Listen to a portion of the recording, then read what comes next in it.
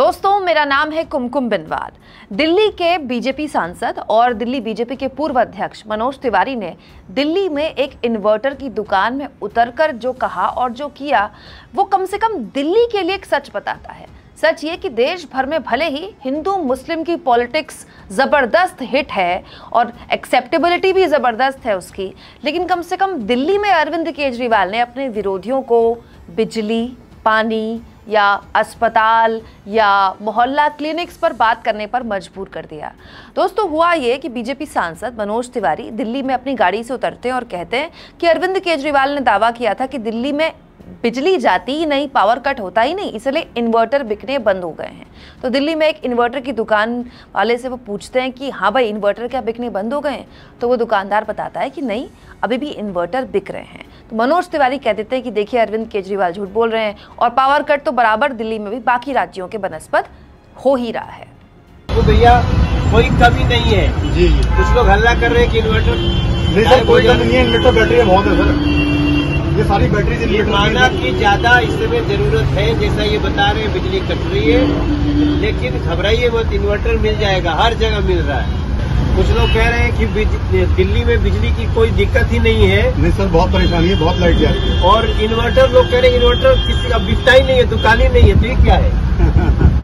मनोज तिवारी की इस वीडियो पर आम आदमी पार्टी के नेता कपिल कहते हैं, तिवारी इतने चालू हैं कि यूपी बॉर्डर के पास वाली दुकान पर पहुंचते हैं, जहां से यूपी वाले सस्ते इन्वर्टर ले जाते हैं 8 घंटे की पावर कट से बचने के लिए। दोस्तों, मनोज तिवारी सही कह रहे हैं। दिल्ली में न तो इन्वर्टर बिकने बंद हुए हैं, न ही जनरेटर, क्योंकि हाल के दिनों में बाकी राज्यों की तरह दिल्ली में भी जबरदस्त पावर कट हुआ है। खुद दिल्ली के मुख्यमंत्री अरविंद केजरीवाल ने ट्वीट करके चेता दिया था कि हम जबरदस्त कोयला संकट से जूझ रहे हैं और हो सकता है कि आने वाले वक्त में बिजली का संकट पैदा हो। लेकिन अगर आप एनसीआर में रहते हैं तो अपने दोस्तों से आप पता कर लीजिए, एनसीआर के बाकी हिस्से यानी कि फरीदाबाद, नोएडा, गाजियाबाद, गुड़गांव, जो कि हरियाणा और उत्तर प्रदेश के ज़िले हैं, वहाँ के बनस्पत दिल्ली में फिर भी कम पावर कट है, क्योंकि दिल्ली में कैसे भी करके केजरीवाल सरकार उस पावर कट को मैनेज कर रही है।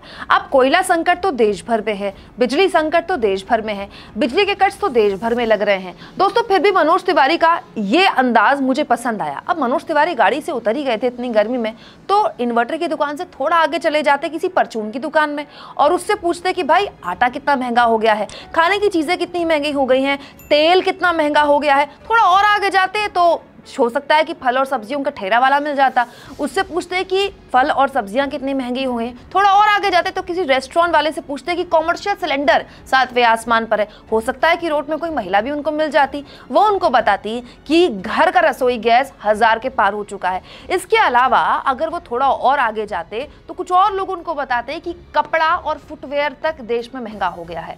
लोगों से इत्तला कर ही रहे थे, बातचीत कर ही रहे थे, तो लोग उनको शायद ये भी बता दे कि होम लोन, पर्सनल लोन और कार लोन तक देश में महंगे हो गए हैं। तो रियलिटी चेक करना अच्छी बात है। एक विपक्षी नेता के तौर पर मनोज तिवारी ने जो किया वो अच्छी बात है, लेकिन लगे हाथ आत्ममंथन करना भी बहुत जरूरी है, क्योंकि इन्वर्टर की दुकान में रियलिटी चेक करना तो आसान है, लेकिन परचून की दुकान में रियलिटी चेक करना मुश्किल हो जाता मनोज तिवारी के लिए या उनके जैसे नेताओं के लिए, क्योंकि वहां उन्हें काफी खरी खोटी सुनने को मिल जाती। क्या आपको भी ऐसा लगता है? कमेंट बॉक्स में लिखिएगा जरूर।